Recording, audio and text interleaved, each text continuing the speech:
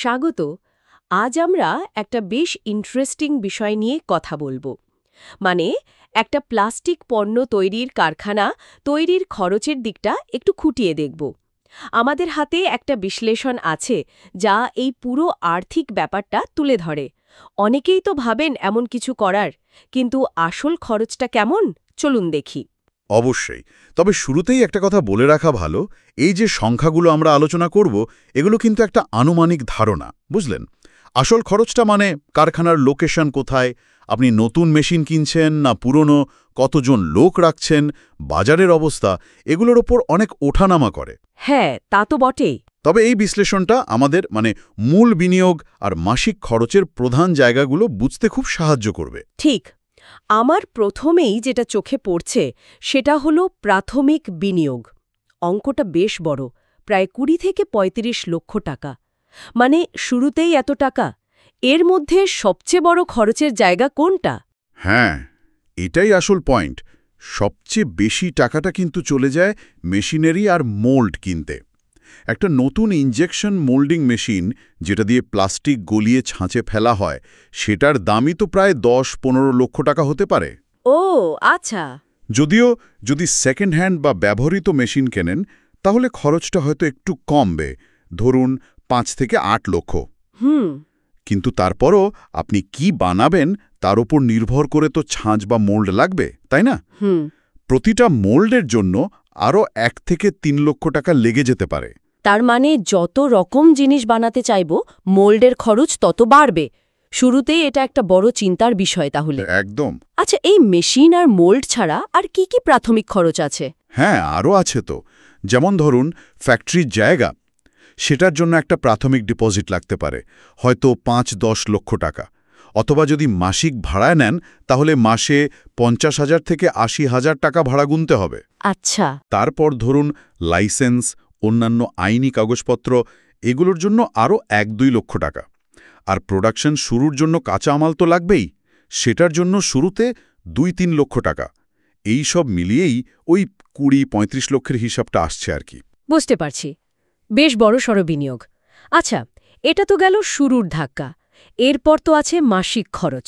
মানে কারখানা চালু রাখতে প্রতি মাসে কেমন খরচ হতে পারে? হ্যাঁ, সেটাই। মাসিক খরচটা কিন্তু কম নয়। উৎস অনুযায়ী প্রতি মাসে প্রায় ৫ থেকে ১০ লক্ষ টাকা লাগতে পারে। অবশ্য এটা নির্ভর করবে আপনি কতটা উৎপাদন করছেন তার উপর। কম উৎপাদন হলে খরচ কম, বেশি হলে বেশি। এই মাসিক খরচের মধ্যে সবচেয়ে বড় অংশ কোনটা? সবচেয়ে বেশি খরচ হয় কাঁচামাল কিনতে, মানে প্লাস্টিকের দানা বা অন্যান্য উপাদান। সেটার জন্য মাসে ২-৪ লক্ষ টাকা লেগে যেতে পারে। তারপর? তারপর আসছে কর্মীদের বেতন।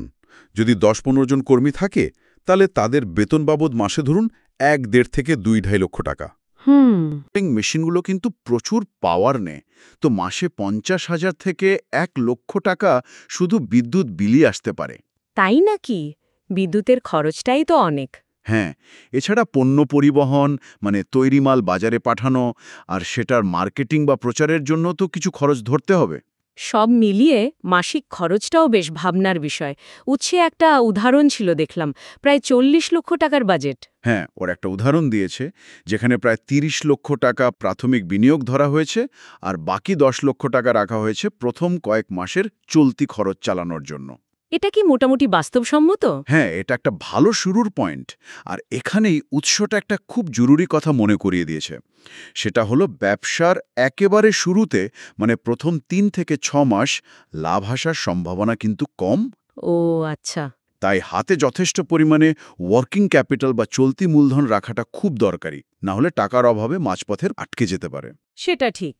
ক্যাশ ফ্লো সমস্যা একটা বড় ব্যাপার হতে পারে। আর একটা ঝুঁকির কথাও বলা হয়েছে, সেটা হলো কাঁচামালের দাম। এটার দাম তো প্রায় ওঠানামা করে, তাই না? সেটা বাজেটের উপর চাপ ফেলতে পারে। হুম। তার মানে শুধু টাকা জোগাড় করলেই হবে না, খুব সাবধানে প্ল্যান করে এগোতে হবে। ঝুঁকি কমানোর কোনো উপায়ের কথা কি বলা হয়েছে? হ্যাঁ, হ্যাঁ, কিছু ভালো পরামর্শ দেয়া আছে। যেমন শুরুটা একটু ছোট করে করা, হয়তো ১ বা ২টো আইটেম নিয়ে নামা। যেমন? ধরুন শুধু জলের বোতল বা ময়নের সাধারণ ব্যবহারের কিছু জিনিস। এতে শুরুতেই বিনিয়োগ আর ঝুঁকি দুটোই নিয়ন্ত্রণে থাকে। এটা ভালো পয়েন্ট।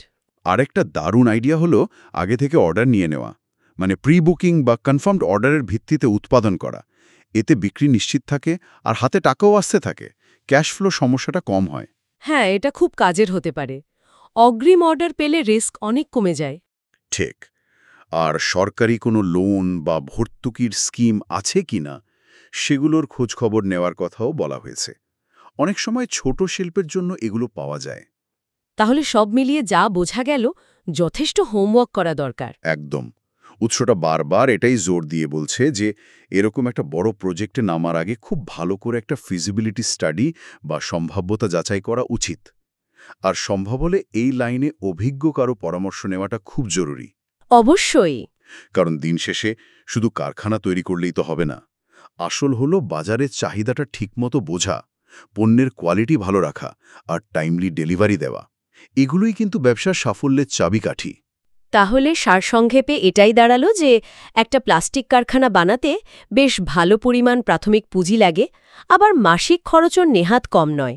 তবে যদি ঠিকঠাক পরিকল্পনা করা যায়, হয়তো একটু ছোট করে শুরু করা যায়, আর বাজারের চাহিদা বুঝে ভালো মানের জিনিস বানানো যায়, তাহলে এটা একটা ভালো সম্ভাবনাময় ব্যবসায়ী হতে পারে। একদম ঠিক। এই যে খরচের বিশ্লেষণটা আমরা দেখলাম, এটা তো আসলে একটা গাইডলাইন, পথ দেখানোর মতো। আসল সাফল্যটা নির্ভর করবে কে কতটা দক্ষতার সাথে বাজারটা বুঝতে পারছে আর নিজের রিসোর্সগুলো ম্যানেজ করতে পারছে তার উপর। আচ্ছা, শ্রোতাদের জন্য একটা প্রশ্ন রেখে যাই তাহলে। হ্যাঁ, বলুন না।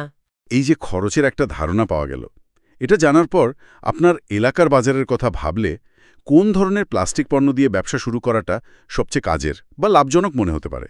বাহ, দারুণ একটা প্রশ্ন। এটা নিয়ে অবশ্যই ভাবা যেতে পারে। আজকের এই আলোচনার জন্য আপনাকে অনেক ধন্যবাদ। ধন্যবাদ।